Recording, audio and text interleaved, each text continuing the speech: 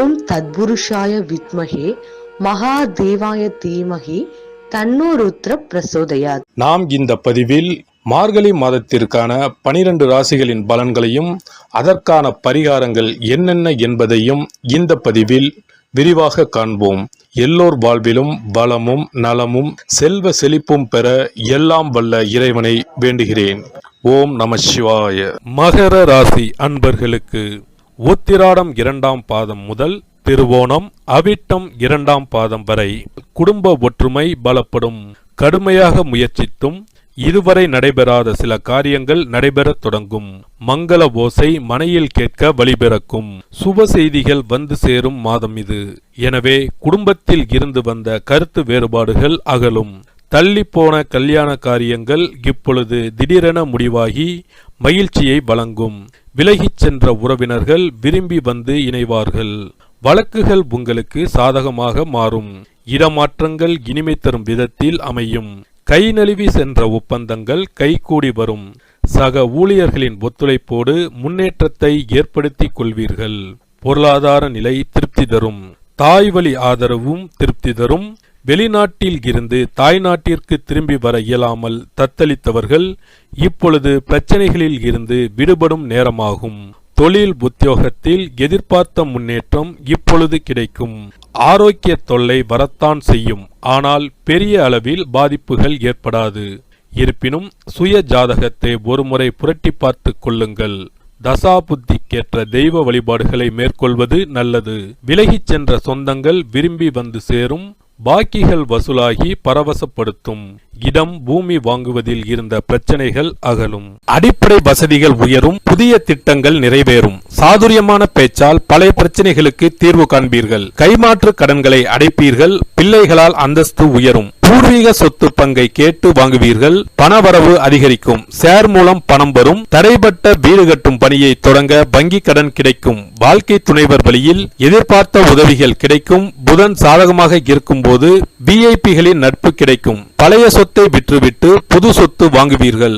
இனம் தெரியாத கவலைகள் வந்து போகும். தாயாருக்கு கை கால் வலி சளி தொந்தரவு வந்து நீங்கும். வரவேண்டிய பணத்தை போராடி வாங்குவீர்கள். அரசு விவகாரங்களில் அலட்சியம் வேண்டாம். புதியவர்களை நம்பி பழைய நண்பர்களை பகைத்துக் கொள்ளாதீர்கள். சித்தர்களை சந்தித்து அருளாசி பெறுவீர்கள். அடுத்தவர்கள் விவகாரங்களில் தலையிடுவதால் வீண் பலிக்கு ஆளாவீர்கள். வழக்குகளில் அவசர முடிவுகள் வேண்டாம். பிரிந்திருந்த கணவன் மனைவி ஒன்று சேருவீர்கள். நீண்ட காலமாக தடைப்பட்டிருந்த காரியங்கள் ஒவ்வொன்றாக நடைபெறும். குழந்தை இல்லாதவர்களுக்கு குழந்தை பாக்கியம் உண்டாகும். பிள்ளைகளுக்கு எதிர்பார்த்த கல்வி நிறுவனத்தில் உயர்கல்வி அமையும். சிலருக்கு அயல்நாடு செல்லும் வாய்ப்பு வரும். மகளுக்கு திருமணம் கூடி வரும். சிலர் சொந்த வீட்டிற்கு குடிபுகுவீர்கள். சொத்து பிரச்சனைகளுக்கு அதிரடி தீர்வு காண்பீர்கள். வேலை தேடும் அன்பர்களுக்கு கை நிறைய சம்பளத்துடன் நல்ல வேலை கிடைக்கும். வெளிநாட்டில் இருப்பவரால் திடீர் திருப்பங்கள் உண்டாகும். பிரச்சனைகளை சமாளிக்கும் பக்குவம் வாய்க்கும். வெளிவட்டாரத்தில் மதிக்கப்படுவீர்கள். ஷேர் மூலம் பணம் வரும். பூர்வீக சொத்து சம்பந்தப்பட்ட வழக்கில் தீர்ப்புகள் தள்ளி போகும். வேலை சுமை இருக்கும். வீண் பலி வரக்கூடும். பராமரிப்பு செலவுகள் அதிகரிக்கும். ஓட்டுநர் உரிமத்தை சரியான நேரத்தில் புதுப்பிக்க தவறாதீர்கள். வீண் அலைச்சல் டென்ஷன் வந்து போகும். வரவுக்கு மிஞ்சிய செலவுகள் இருக்கும். எதிலும் அறிவுபூர்வமாக முடிவெடுக்க பாருங்கள். வேலைப்பளு அதிகரிக்கும். ஆன்மீகத்தில் மனம் லயிக்கும். அதே நேரத்தில் மனதில் இனம் புரியாத கவலைகள் வந்து போகும். உங்களின் புகழ் கௌரவம் உயரும். பணவரவு அதிகரிக்கும். வியாபாரம் செழிக்கும். வெளிமாநிலம் மற்றும் வெளிநாட்டில் இருப்பவர்களின் உதவியால் மொத்த வியாபாரத்திற்கு மாறுவீர்கள். வாடிக்கையாளர்களின் எண்ணிக்கை அதிகரிக்கும். கடையை நவீனமாக்குவீர்கள். ஏற்றுமதி இறக்குமதி காய்கறி வியாபாரம் லாபம் தரும். உத்தியோகத்தில் உங்களுடைய தொலைநோக்கு சிந்தனைக்கு பாராட்டு கிடைக்கும். அதிகாரிகளுக்கு நெருக்கமாவீர்கள். பதவி உயரும். சம்பள பாக்கி கைக்கு வரும். விரும்பிய இடத்திற்கே மாற்றம் கிடைக்கும். சிலருக்கு புது வாய்ப்புகள் தேடி வரும். மற்றவர்கள் விஷயத்தில் தலையிடாமல் இருப்பது நல்லது. எவ்வளவு நெருக்கடிகள் வந்தாலும் அதனை எதிர்கொள்ளக்கூடிய பலமும் திடீர் உதவிகள் கிடைத்து பொருளாதார நெருக்கடிகள் குறையக்கூடிய அமைப்பும் உண்டாகும். ஆரோக்கியத்தில் கவனம் எடுத்துக்கொள்ளவும். நேரத்துக்கு சாப்பிடுவது நல்லது.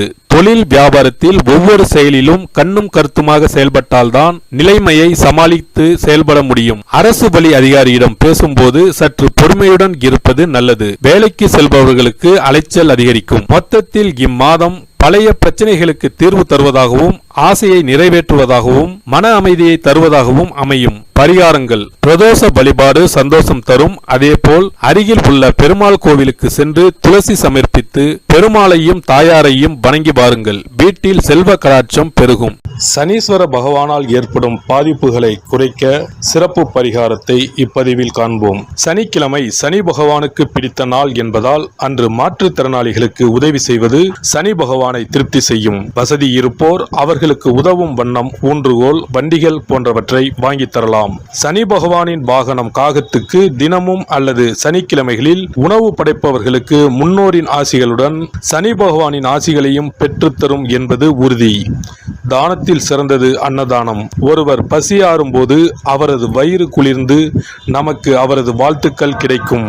தானம் செய்யும் போது சனி பகவானின் மனமும் குளிர்ந்து நல்ல பலன்களை தருவார். சனி பகவானுக்கு கருப்பு நிறம் மிகவும் பிடிக்கும் என்பதால் எள்ளு பொடி அல்லது எள்ளு கலந்த சாதத்தை வைத்து வழிபடலாம். சனி பகவான் சில நேரங்களில் அவமானமான கஷ்டங்களை நமக்கு ஏற்படுத்துவார். அதை தடுக்க கருப்பு கலந்த வஸ்திர தானத்தை ஏழை எளியோருக்கு சனீஸ்வரர் குடிக்கொண்டுள்ள தலங்களில் செய்யலாம். காரணம், ஒருவருக்கு வஸ்திரம் தருவது என்பது அவருடைய மானத்தை காக்கும் செயல் என்பதால் இந்த வஸ்திர தானத்தால் சனி பகவானின் கருணை பார்வை நம்மீது விழும் என்பது ஐதீகம். இந்த வீடியோ உங்களுக்கு பிடிச்சிருந்தா லைக் பண்ணுங்க, ஷேர் பண்ணுங்க அண்ட் சப்ஸ்கிரைப் பண்ணுங்க. பக்கத்துல இருக்க பெல் ஐகானை கிளிக் பண்ணுங்க. நன்றி, வணக்கம், வாழ்க வளமுடன்.